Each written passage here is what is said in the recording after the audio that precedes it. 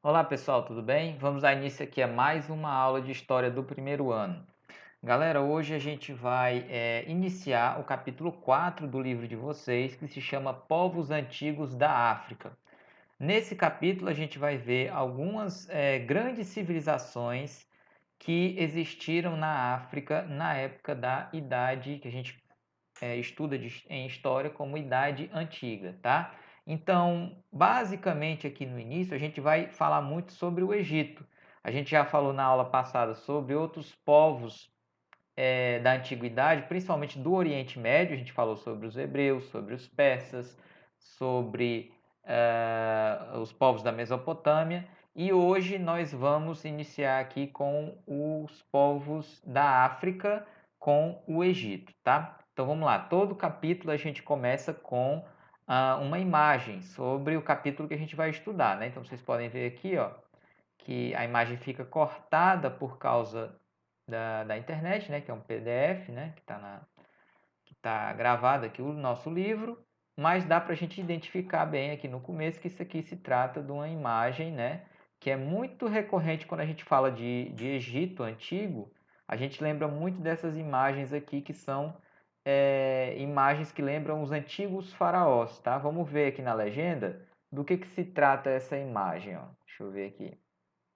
Ela é uma máscara funerária do faraó Tutancâmon, que governou o Egito por volta de 1350, certo? Então, se é uma máscara funerária, você já entende que era algo que era feito, né? Pelo que aparenta que ela é toda de ouro, ela era feita para ser colocada quando o faraó fosse ser enterrado, tá? Vamos começar aqui, galera, ó, com o texto que sempre no início de cada capítulo a gente tem um texto aqui explicando o que a gente vai estudar no capítulo, tá? Então vamos lá, ó. A África foi o berço da humanidade, lugar de origem do Homo sapiens, que a gente já estudou no capítulo 2. Foi a partir da África que, em sucessivas ondas migratórias, o ser humano ocupou todo o planeta. Nesse continente também se formaram algumas das primeiras civilizações.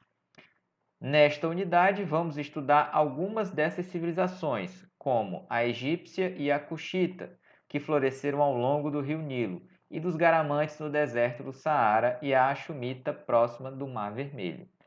Esses povos fundaram cidades e reinos, os quais eram conhecidos no mundo antigo por causa de seu desenvolvimento econômico e cultural. Uma coisa interessante, pessoal, que vocês podiam refletir é que os primeiros grandes reinos eles vão surgir naquela região ali do Oriente Médio e da África. E o caminho que a humanidade tomou durante toda a história fez com que essas áreas hoje em dia elas sejam chamadas áreas periféricas. A África ela é considerada há muito tempo como um local pobre, né? Considerada não, ela é um local pobre. Ela foi muito explorada pelos europeus. A gente tem que entender que toda a pobreza que existe na África hoje é porque ela foi muito explorada principalmente pelos países europeus durante a Era Moderna, né, com as grandes navegações, e também já na Era Contemporânea, no período do início da Revolução Industrial. Então, a África ela foi um local muito explorado, um local que foi um surgimento dos primeiros grandes reinos da humanidade. Hoje é um local extremamente pobre. O Oriente Médio também é um local extremamente pobre, né? Só que nos últimos anos, alguns países árabes vêm enriquecendo bastante porque conseguiram descobrir petróleo em seus territórios, tá? Então, por causa dessa questão econômica, eles estão melhorando, né, o seu patamar dentro dos países, né, dentro da globalização, mas sempre foram locais extremamente, né, colocados na periferia pela Europa, tá? Então vamos começar aqui, galera, ó, sobre o continente africano, ó. Vamos lá, vamos ler e a gente comenta aqui, ó. A África apresenta uma topografia variada, com planícies, planaltos e regiões montanhosas. Além disso, possui vastas áreas desérticas e semidesérticas, florestas tropicais e equatoriais, savanas, cerrados e oásis. Outra característica física do continente africano é sua constituição compacta, isto é, seu litoral não apresenta grandes recortes como baías, enseadas e penínsulas. Além da diversidade física, a África apresenta uma grande variedade étnica. Então, ele vai explicar aqui mais ou menos como é a topografia, né? Ou seja, como são os terrenos lá da África, e também vai dizer que ela tem uma característica que outros locais, outros continentes como a Europa, né, e a América não costumam ter, que é ser um território quase todo unificado. Ó. Você pode ver aqui que tem pouco ou quase nenhum aquela questão de ter as penínsulas, as enseadas, a Bahia, que são o quê? São recortes dentro do continente, onde você tem o mar entrando para dentro de uma parte do continente. E aqui na África não, você tem um território que é quase todo unificado.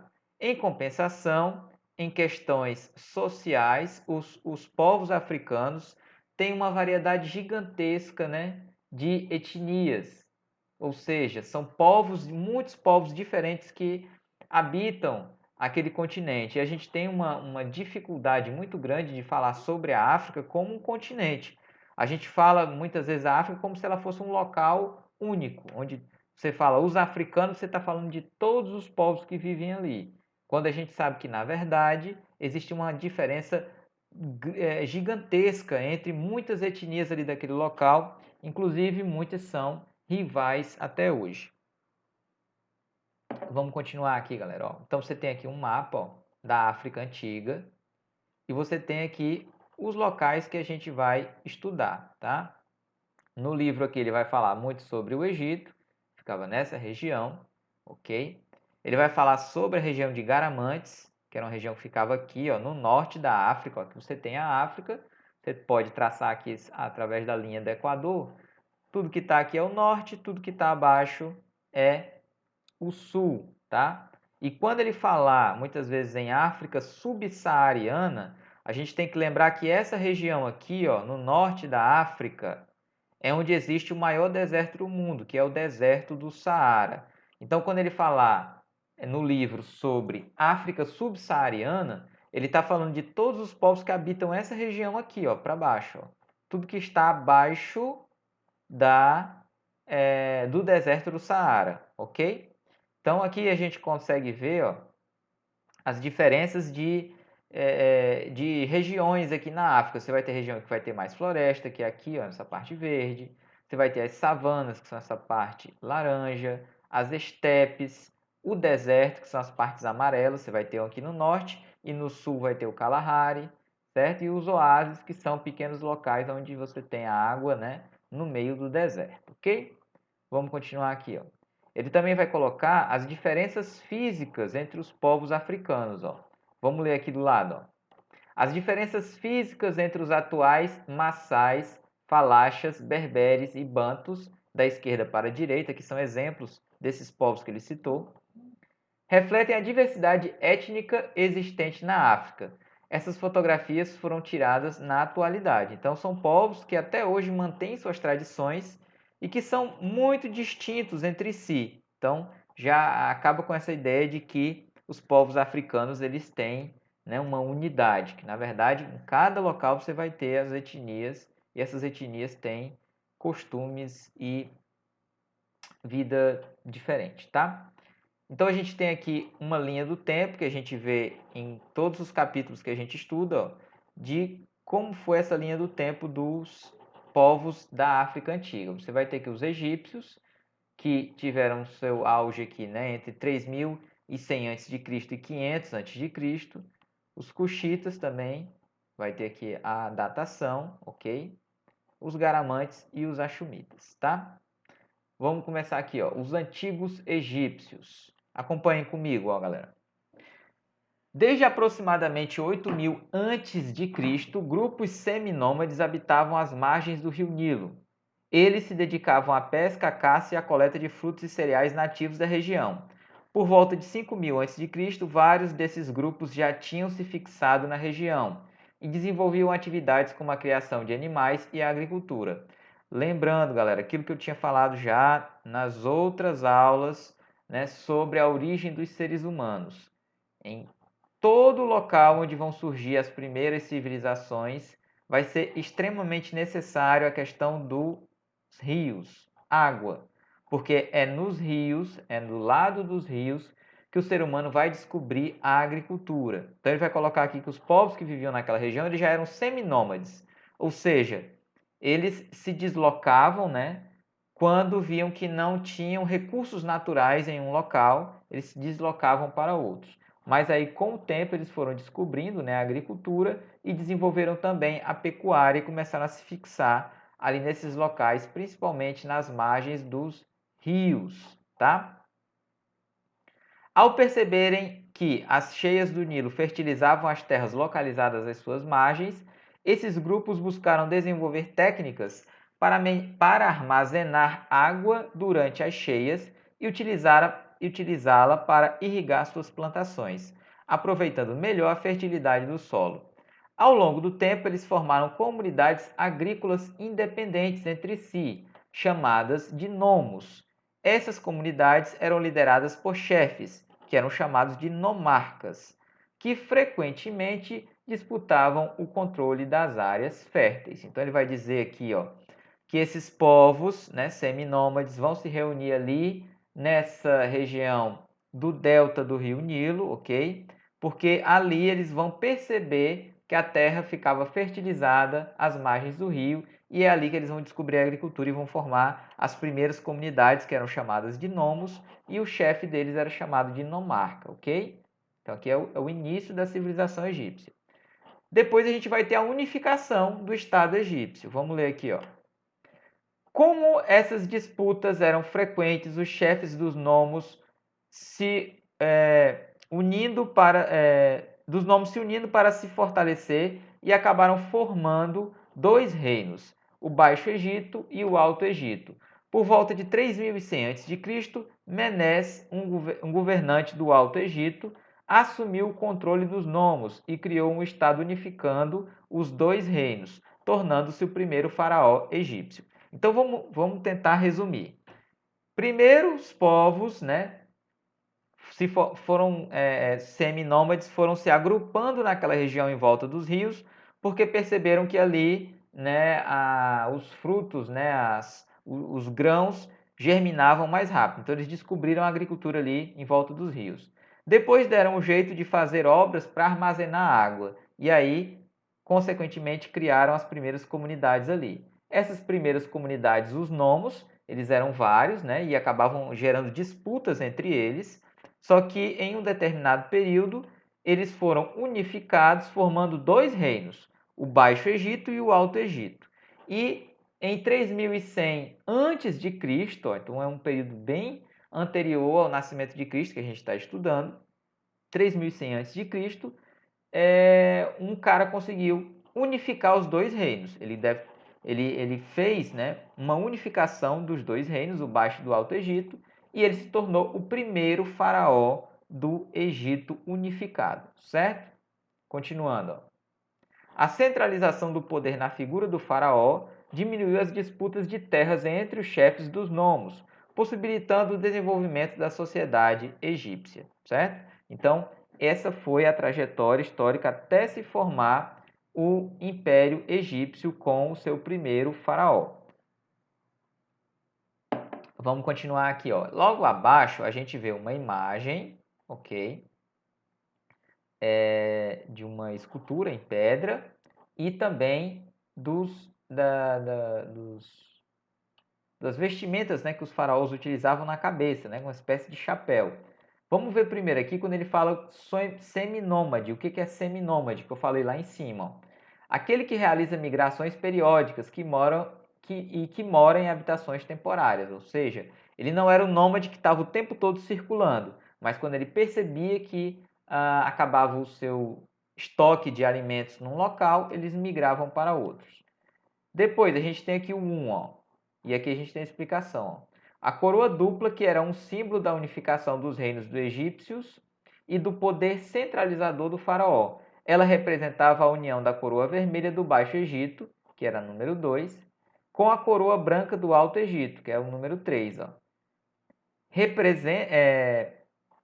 O relevo em pedra ao lado representa o faraó Ptolomeu VIII, recebendo a coroa dupla das divindades Nekhbet e Wadjet, respectivamente deusas do Alto e Baixo Egito, tá? Então você tem aqui ele explicando que isso aqui era a coroa do Baixo Egito, a branca era a coroa do Alto, e quando ele unifica o reino, essa vestimenta do faraó vai ter as duas coroas, né? Os dois chapéus, né?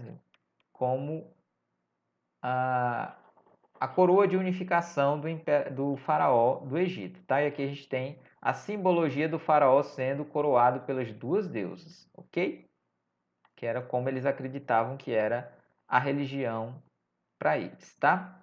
Continuando, ó, a sociedade egípcia, né? Como era a sociedade naquele período? Vamos ler aqui, ó.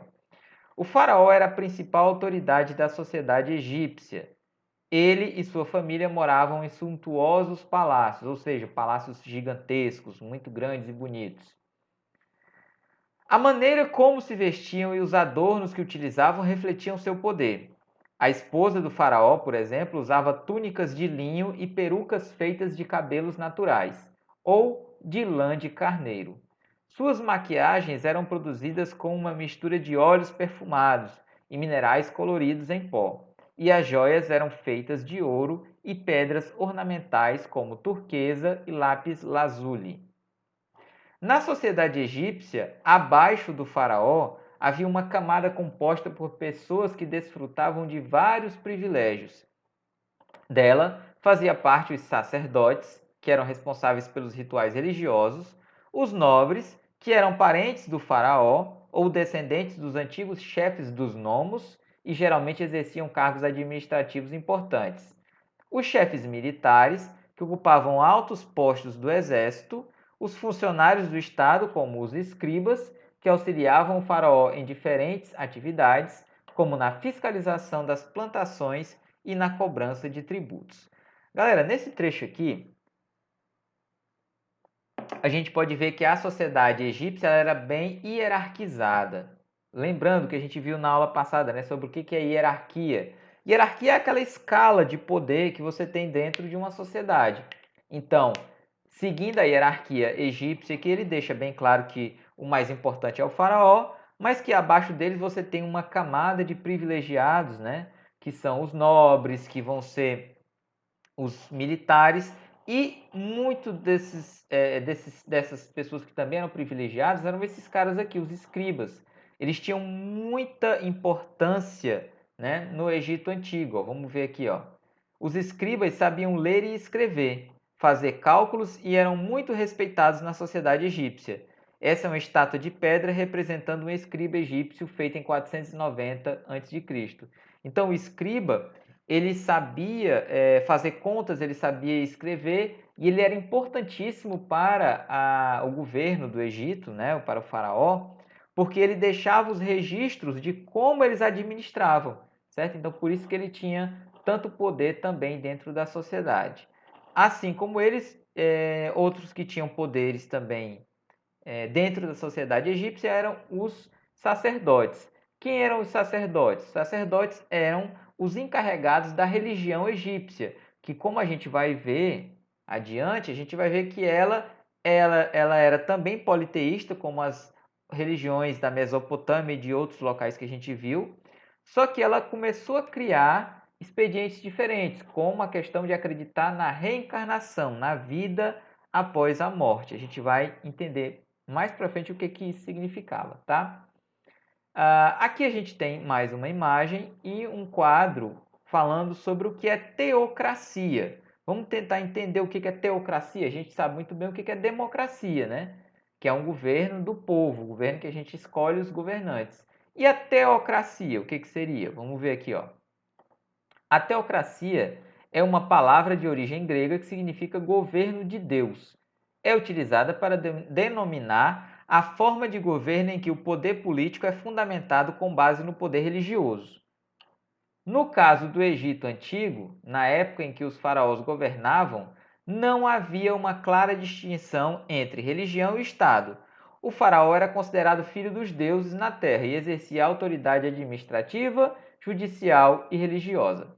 Basicamente, galera, o que vocês têm que entender é que numa democracia, numa república, num sistema de governo moderno como a gente tem hoje em dia, o Estado, né, ou seja, que é a administração do governo e também das outras instituições como o judiciário, o legislativo, eles não podem ter relação direta com a religião.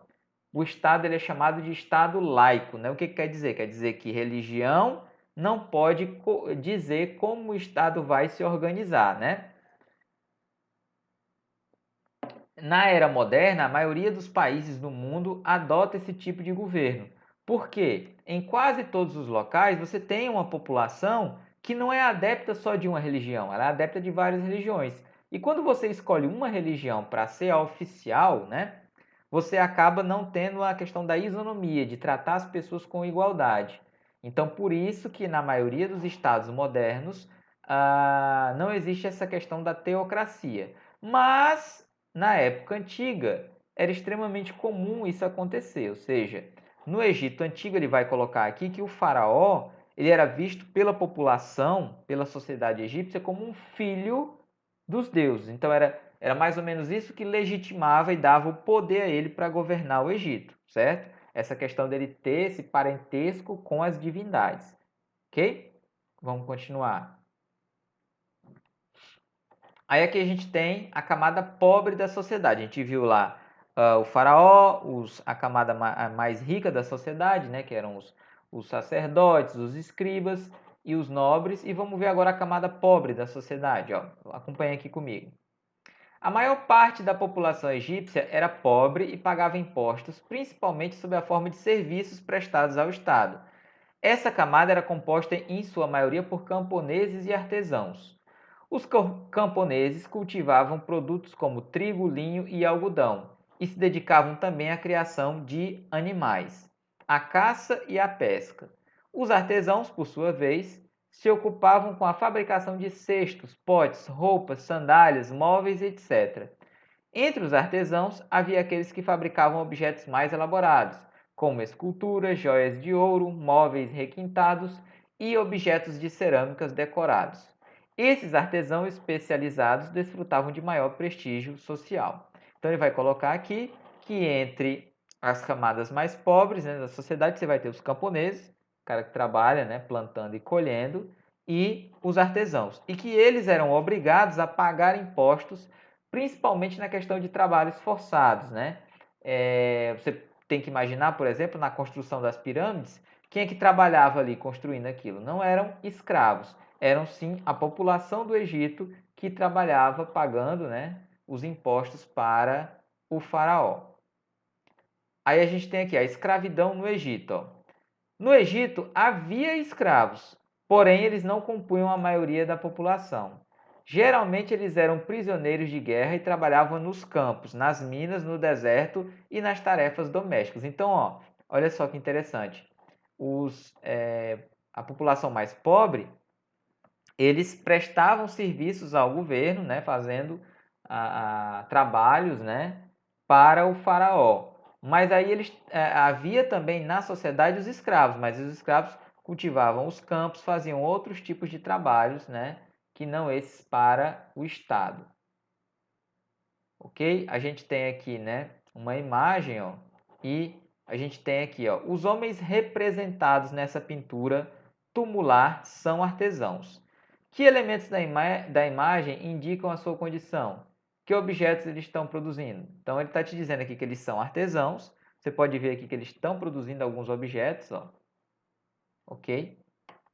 E aí daí a gente tira, né, uma parte do cotidiano dessas pessoas aqui no Egito Antigo, tá? Vamos para frente. Chegamos na questão da religiosidade do Egito Antigo, tá? Vamos tentar entender que, mesmo sendo politeístas como os povos da Mesopotâmia, que a gente já estudou, vai haver uma grande diferença aqui na religião do Egito Antigo, tá? Vamos entender aqui, ó. Acompanha aqui comigo. A religião egípcia era politeísta, ou seja, cultuava vários deuses. Os egípcios acreditavam que os deuses tinham necessidades semelhantes às das pessoas. por isso faziam-lhes oferendas de comidas, bebidas, roupas e incensos. Os sacerdotes, continuando aqui, ó. Os sacerdotes detinham grande poder e um papel social importante, pois eram considerados mediadores entre os seres humanos e os deuses.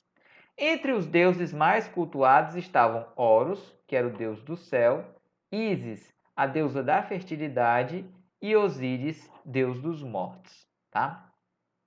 Agora aqui a parte mais interessante sobre a religião do Egito Antigo, que é a que as pessoas mais conhecem,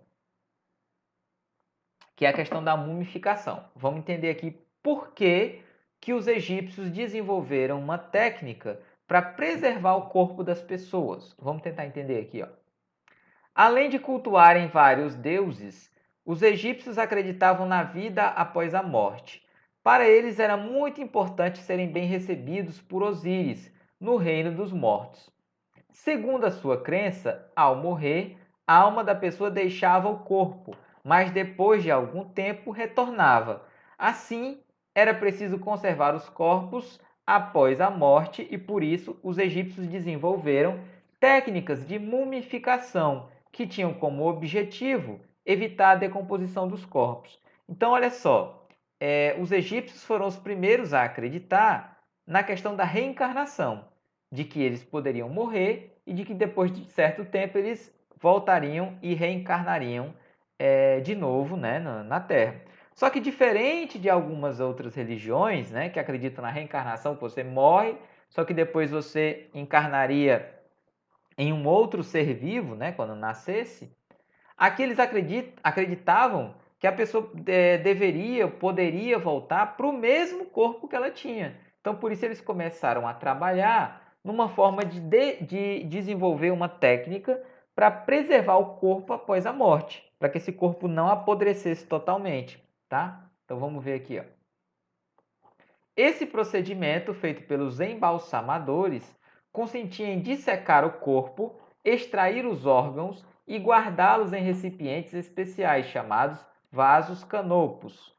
Depois, lavavam o corpo com óleos aromatizados e cobriam-no com natrão, um tipo de sal para absorver a umidade.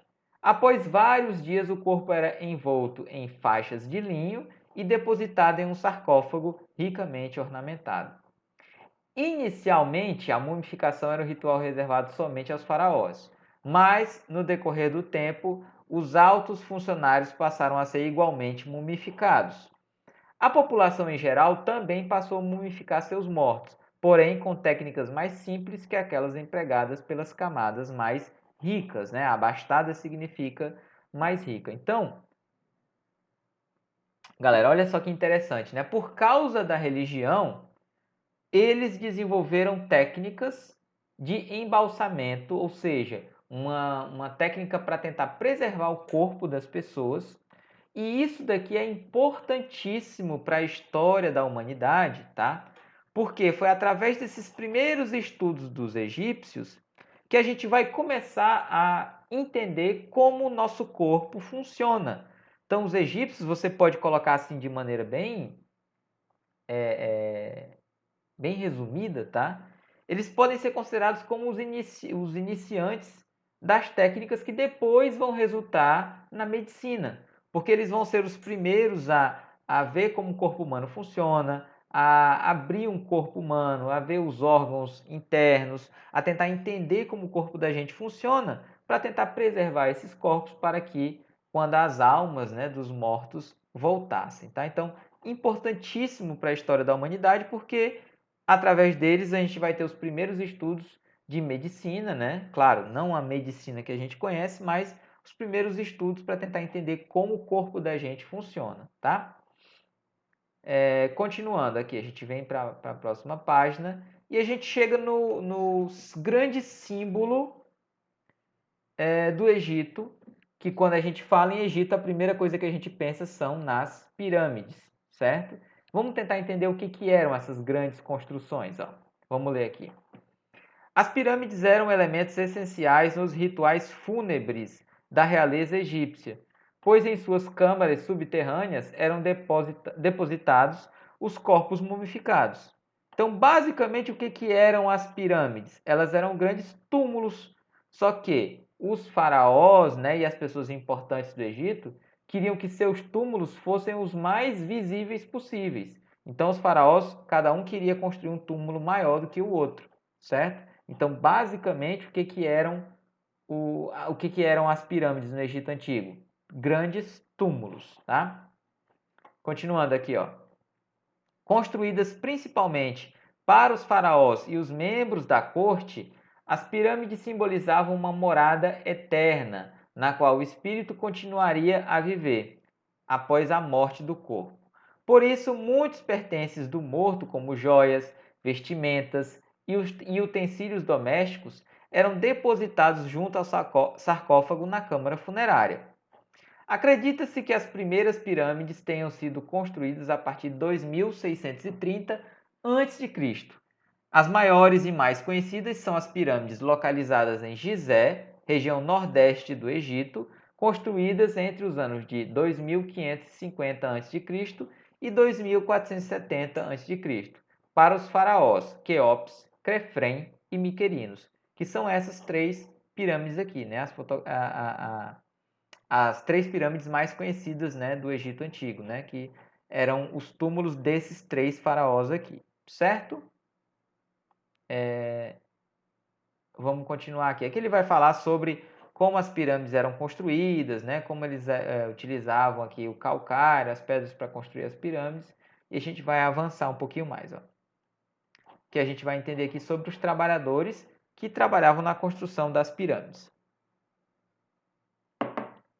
Por muito tempo, acreditou-se que as pirâmides foram construídas por cerca de 100 mil escravos, que eram obrigados a passar toda a sua vida esculpindo e transportando enormes blocos de pedras debaixo de um sol escaldante.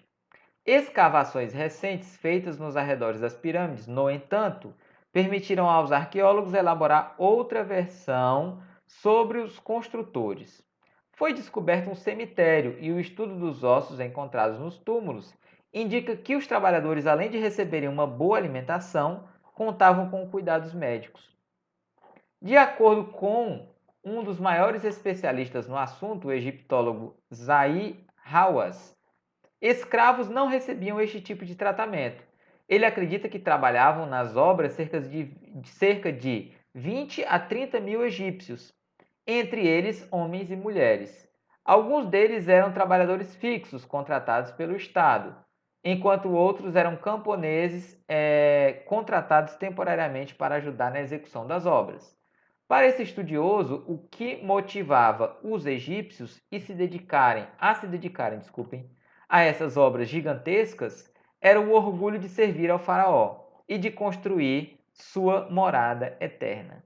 E mais, para Hawass, os egípcios não estavam somente construindo o túmulo do faraó, estavam construindo sua própria identidade, baseada em uma forte religiosidade e na crença da vida após a morte, tá? Então acreditava-se antes, né, que o Egito utilizava os escravos para construir as pirâmides e depois as descobertas arqueológicas mostraram que, na verdade, era a própria população que ajudava a construir as pirâmides e não os escravos, tá?